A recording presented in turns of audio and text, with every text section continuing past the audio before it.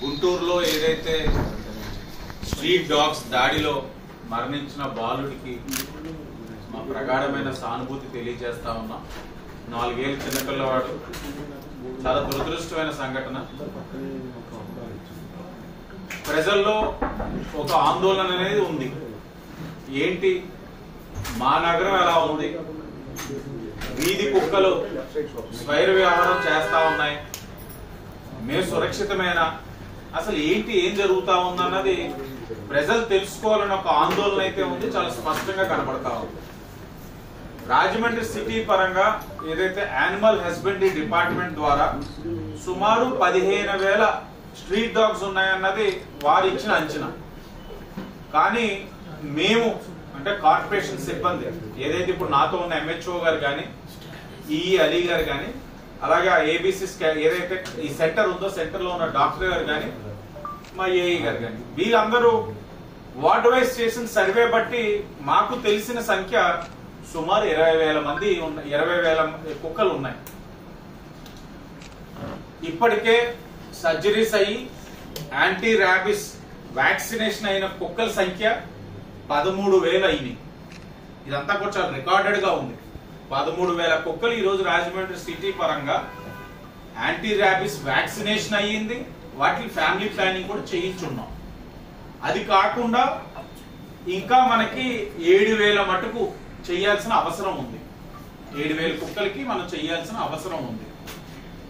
స్వతహాగా మీరు quarry junction లో చూశారు, ఆ ఏబీసీ సెంటర్ ఏదైతే ఉందో ఇప్పటి వరకు ఒక డాక్టర్ ఒక ఆపరేషన్ థియేటర్ తో రోజుకి 15 కుక్కల్ని ట్రీట్ చేయడం, వాటిని 3 రోజులు అక్కడ ఉంచడం, 3 రోజులు అయిన తర్వాత ట్రీట్ అయిన వాటిని ఎక్కడ తీసుకొచ్చారు అక్కడ వదిలిపెట్టడం అనే కార్యక్రమం జరుగుతా ఉంది. కూటమి ప్రభుత్వం అధికారంలోకి వచ్చిన వెంటనే సంఖ్యని అవగాహన చేసుకొని, లేదు ఇబ్బందికర పరిస్థితులు ఉన్నాయి, మనం ఇంకా ఏబీసీ సెంటర్ లో కెపాసిటీ పెంచాలి, కెనల్స్ పెంచుకోవాలి, పెంచుకున్నట్లయితే రోజుమారీ చేసే ఆపరేషన్ సంఖ్య కూడా పెరిగినట్లయితే మనం వీటన్నిటికి కూడా ఫ్యామిలీ ప్లానింగ్ అయిపోయి యాంటీ ర్యాబిస్ వ్యాక్సినేషన్ కూడా అయినట్లయితే ఎవరికి ఇబ్బందికరంగా ఉండదు, ప్రజలు సురక్షితంగా ఉంటారు. మరి ముఖ్యంగా చిన్నపిల్లలు ఏదైతే స్కూల్ నుంచి స్కూల్కి వెళ్ళడం వస్తున్నప్పుడు లేకపోతే సాయంత్రం పూట్ల ఆడుకుంటున్నప్పుడు వీటిలోనే ఏ ఇబ్బంది కలగదనే ఆలోచనతోటి ఈ 10 నెలలు కూడా అదే పని మీద అవగాహన చేసుకొని వర్క్స్ అన్ని కూడా శాంక్షన్ చేయించుకొని ఇప్పుడు వరకు 100 కెనాల్స్ ఉండే చోట అదనంగా ఇంకొక 60 కెనాల్స్ ని నిర్మించుకున్నాం. ఇంకొక 8 ఐసోలేటెడ్ కెనాల్స్ అంటే బాగా ఇబ్బందికర ఇన్ఫెక్షన్స్ ఉన్న డాగ్స్ కూడా, అంటే మొత్తం కలిపి 168 అంటే 168 కెనాల్స్ ఇప్పుడు అందుబాటులో రావడం కూడా జరిగింది.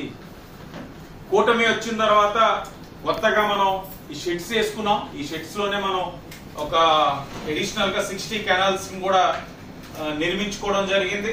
అలాగే ఇప్పుడు ఉన్న ఎగ్జిస్టింగ్ ఆపరేషన్ థియేటర్ కి ఫుల్లీ ఎక్విప్డ్ అదనంగా ఇంకొక ఆపరేషన్ థియేటర్ కూడా రన్నింగ్ లో తీసుకురావడం జరిగింది. ఫుల్లీ ఎక్విప్డ్ మొత్తం ఎక్విప్మెంట్స్ అన్ని ఉన్నాయి. అంటే ఇప్పుడు మొత్తం కలిపి 2 డాక్టర్స్, 2 ఆపరేషన్ థియేటర్స్, 4 టేబుల్స్, అంటే ఇప్పుడు రోజుకి ఒక 40 నుంచి 45 డాగ్స్ ని అక్కడ ట్రీట్ చేసే కెపాసిటీ ఉన్న సెంటర్ గా ఇప్పుడు ఈ రోజు రాజమండ్రి ఏబీసీ సెంటర్ తీర్చిదిద్దాం.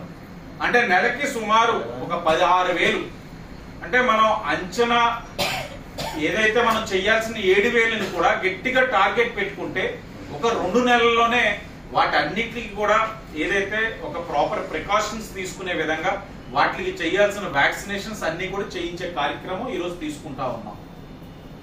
వచ్చేది సమ్మర్ సీజన్, పిల్లలకి హాలిడేస్, తప్పకుండా పిల్లలందరూ సరదాగా బయటికి వెళ్తారు. At the same time summer season లో డాగ్స్ కి హీట్ స్ట్రెస్ అనేది ఎక్కువ ఉంటుంది. ఈ హీట్ స్ట్రెస్ వల్ల ఏమవుతాయంటే అవి స్వతహాగా వాటి యొక్క నేచర్ బట్టి వాటిని అటాక్ చేసే మోడ్ లోకి వెళ్తాయి. కాబట్టి ఆ హీట్ స్ట్రెస్ ఐడెంటిఫికేషన్ కూడా చేయడం జరుగుతూ ఉంది డాగ్స్ ని. నేను కూడా రిక్వెస్ట్ చేస్తా ఉన్నాను, హీట్ స్ట్రెస్ రావడానికి కారణాలు ఒక ప్రాపర్ హైడ్రేషన్ లేక, లేకపోతే మంచినీళ్ళు లేక, లేకపోతే ఫుడ్ లేక, వివిధ కారణాలు ఉన్నాయి.